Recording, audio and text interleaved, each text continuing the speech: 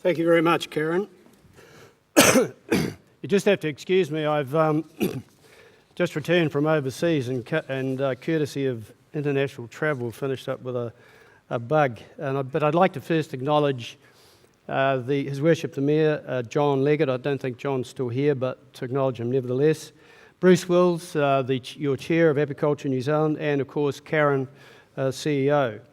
There's nobody more relieved in the audience than one of my deputies here, Brian Wilson, from New Zealand Food Safety Branch and Regulation Assurance, who was going to stand in for me if I didn't make it. But I'd like to acknowledge Brian, and of course you can meet the MPI staff outside at some stage. I'm really pleased to see such a great cross-section of apiculture industry here today. My last memories of speaking to a large group of the industry goes back to not long after I arrived, in fact in February 2014, when Scott Gallagher and I got a group of many of you, about 90 odd, into the Brentwood Hotel, which I have to say was an interesting experience. But from that, I really, right from the outset, want to congratulate you all on the progress you have made in coming together, and I'll speak a bit more about that in a moment. And I understand that over the coming days, as beekeepers, packers, exporters across New Zealand will be attending the conference. I'd like to acknowledge Sue, and a number of international speakers that you have here today as well, who bring great expertise to it. Furthermore, the conference is a great opportunity to recognise the importance of the apiculture industry to New Zealand's economy and the work that Apiculture New Zealand is involved in. The apiculture industry provides employment opportunities, capitalises on marginal land for profitable use, delivers pollination services to ensure that our horticulture, arable sectors can continue to meet food requirements of a growing population and meet the needs of livestock farmers, thereby contributing to the value of our primary sector exports. For New Zealand, a successful and healthy apiculture industry is an important, you might argue critical, contributor to the health of our economy. The growth and demand for New Zealand honey and the high price that Mānuka honey can command has seen the apiculture sector develop into a thriving industry and in the past year surpassed $350 million in revenue. And the industry has a lot going for it, with greater success and diversification, not just honey, pollination services, bee products and skin care, and I'm sure with further innovation there'll be even more products. A product diversification, innovation, entry into new markets is important to add value across the primary sector, and this will help ensure that the apiculture industry continues to keep growing. And I urge you to continue thinking of opportunities for your industry and how it can further grow and diversify and identify ways on adding even more value to your products. And shortly I'll talk about the commodity levy, which I know you're discussing amongst yourselves. You've come a long way, as I said, and the point that I really gets reinforced with me almost on a weekly basis is the role of the regulator and the competent authority in the international market space. It is absolutely critical that you understand this, and I'll talk very, very briefly about my recent trip in the week before last to China and Japan, about how important it is to work alongside and collaborate with the regulator at home, and of course to allow us to do that abroad. I'm also really pleased that, to note that with the need for qualified staff, and there's probably not a week that goes by that the Minister doesn't get a plea for more people to be allowed in to do work in some part of the agriculture sector. But I'm really pleased to see that under Apiculture New Zealand's guidance that the apprenticeship scheme to improve skills in the area is also taken off. I'd like to just now talk a little bit about markets. This tells an interesting story. Over the last few years, our top export market for honey has changed every year, from Australia in 2015 to the United Kingdom and then China last year. High global demand for Mānuka honey continues to drive the pattern, with the US looking to take the lead from China as our top export market for 2018. And I encourage the apiculture industry to keep working collaboratively, I said, with us and government to help facilitate access to new markets for both honey and bee-related products, and to help develop innovative ideas and products both domestically and overseas. I said I'd talk a little bit about China.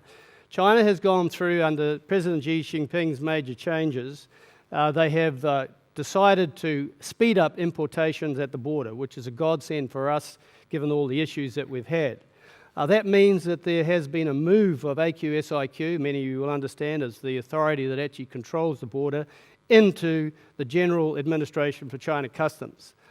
With my background of having chaired the World Customs Organization previously, it was a very timely and homely visit to actually rekindle some relationships to ensure that we can improve that access issues that we've had in the past. And even while I was there, I was addressing issues that came up overnight around shellfish access, which they were going to close off completely because of an issue in Akaroa Harbour. Fortunately, we managed to delay that. In Japan, it's no different. While it wasn't raised neither in China, the issue of honey, which was great for us on the side, they appreciated the work we'd done to facilitate the definition and to allow it to get into the country. But I note the hard work and the collaboration recently to underpin the confidence in the authenticity of New Zealand honey in overseas markets, including the finalisation of the science definition for Mānuka honey and the work that's ongoing to protect the term Mānuka honey. The Mānuka honey definition has been internationally recognised and published in the Journal of Nature, and the program safeguards the credibility of the export assurances for our honey. It will foster international market growth, and it paves the way for future authentication. And I recently had the great pleasure of awarding to Dr. Claire McDonald and Dr. Susie Keeling the MPI Science Award for the work and indeed the international acknowledgement. Claire's actually overseas doing presentations on it at the moment. But I would make the point that science moves on, and so will we, but we need to do it with you. Things will change, and I have no doubt in 10 years' time we'll be looking at different sciences around honey that will help us identify and authenticate the honeys that we have.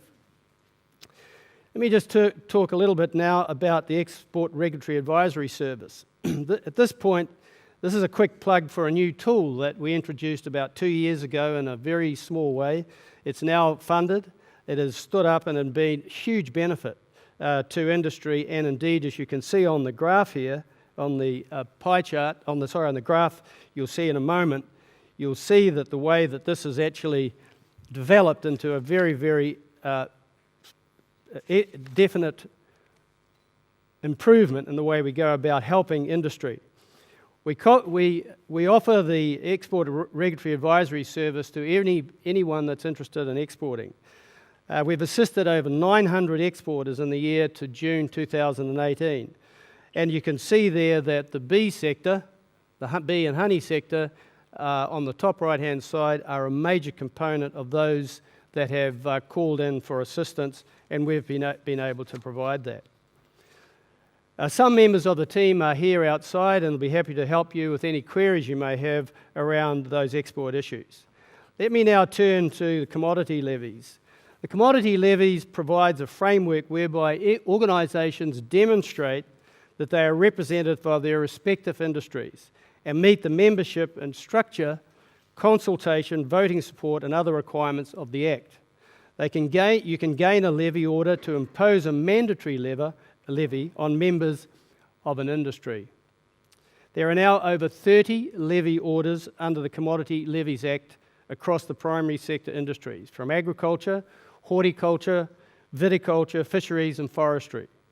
Around $130 million a year gets collected for levies for spending on industry good activities like product market research and development. But the Commodities Levies Act provides a useful accountability framework. It's not just imposed on you. Because firstly, an industry, through voting by those who will potentially pay the levy, must agree to have a mandatory levy. And secondly, the potential levy payers must agree on the uses to which the levy can be applied. This means that the industry must collectively agree and address the issues and opportunities facing it.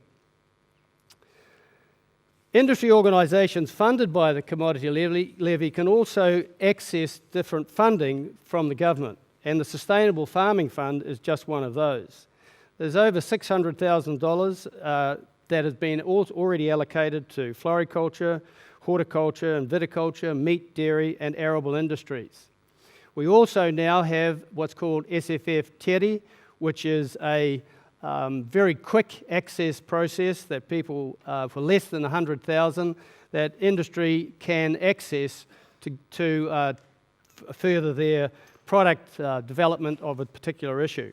We have now, we have the 1000th, we've celebrated this at Field Days. We've had the 1000th Sustainable Farming Fund project was launched this year.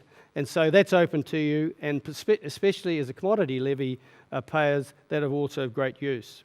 I mentioned earlier, commodity levy legislation requires that the minister must be satisfied that the industry organisation is representative of its industry before recommending that a levy order is made for that industry. Final decisions about the granting of the commodity, of course, up to the minister, and ultimately, of course, Cabinet and the government. The next issue that I'd like to turn to is the government-industry agreement, the final point I really want to cover. And I've been asked to talk to you about this for an organisation wishing to sign the GIA deed.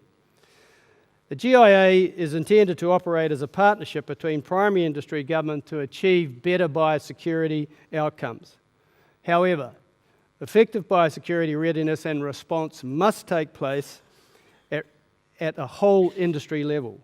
It will be extremely important that any signatory to a GIA deed for apiculture industry has both the confidence of and the mandate from the whole industry. Now, this is the sharp part of my presentation, I guess, and I go back to 2014. We know that Apiculture New Zealand has been working collaboratively across a range of issues to bring you together.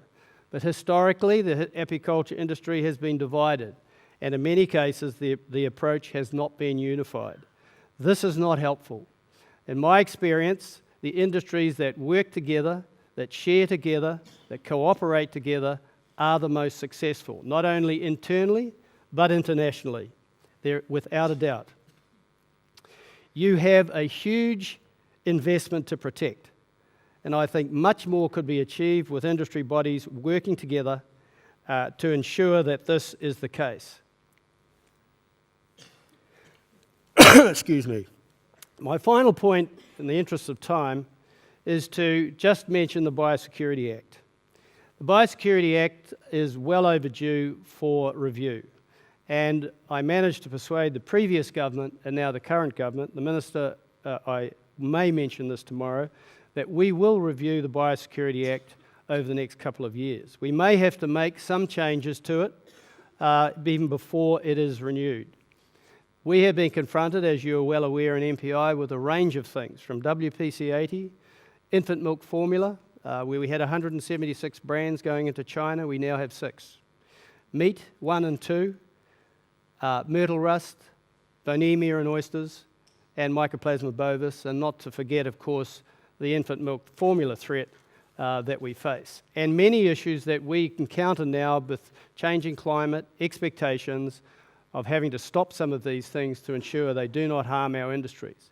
We are lucky, but to keep that position, actually with Biosecurity 2025 about to be launched next month, it is imperative that we make some changes to the Act and ensure that we have the collaboration of everybody across the industry. So in closing, I would just like to congratulate you for where you've got to. I implore you to work together, work with us, work together internally, and I'm sure that this industry, from what I've seen, where we go with and there's various issues that Minister will talk about tomorrow, I'll leave it to him to cover with you. There is a great future here. There's a great future, even greater future, if we work collaboratively together to achieve the things that you want to achieve and we can help you with to make that access to markets and improve your revenue and prosperity. Thank you very much.